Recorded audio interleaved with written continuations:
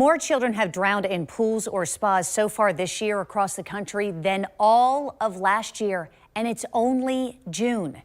According to the Consumer Product Safety Commission, children younger than 5 account for 75% of the drownings. Think about that for a minute. Younger than 5. And more than half of them occurred because there was a gap in adult supervision.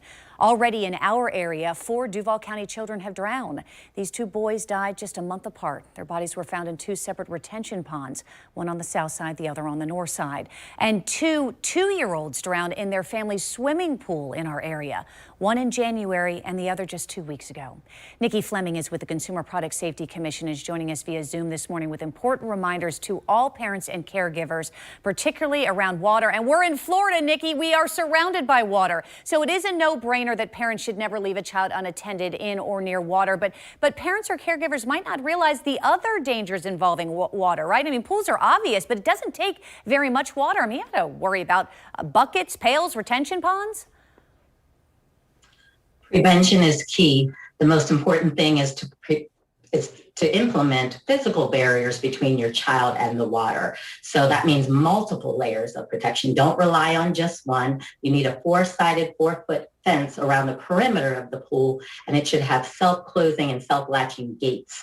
You want to make sure you know each time the child goes in and out of the pool. If one of the sides of your pool is your home, make sure you have a door alarm. Also, maybe even a pool alarm or even a pool cover. Again, extra layers of protection are the key to prevention here. And it's interesting, do you find that people, they might understand, you know, the risks of pools and even retention ponds, but spas, you know, maybe there's this assumption that they're small, often they have a lid on them and you don't have to worry about it, but that's not the case.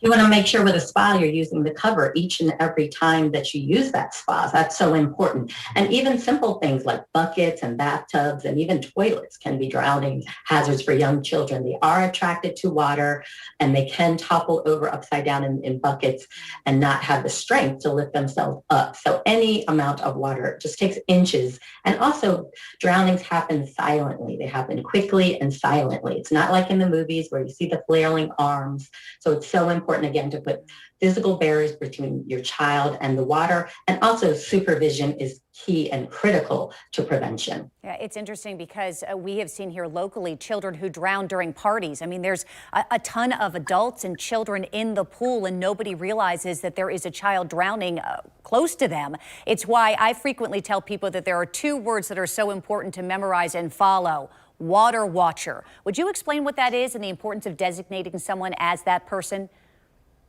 It's so important each and every time you're in or around water to designate a water watcher. And this person is responsible for keeping their eyes on the kids in the pool. And that means no distractions. So no smartphone, not reading a book, not looking at a magazine. Your sole purpose is to keep an eye on the children in the water. And if for some reason you need to leave the pool area, you want to go ahead and give that opportunity to another adult water watcher each and every time you're in and around the water. Yeah, that is their one job, is just to watch the kids. And the importance of swimming lessons also. I think we need to kind of hit home with that because I think there is an assumption that, well, I'm not going to let my child go in the water, so there's no need to teach my child then how to swim.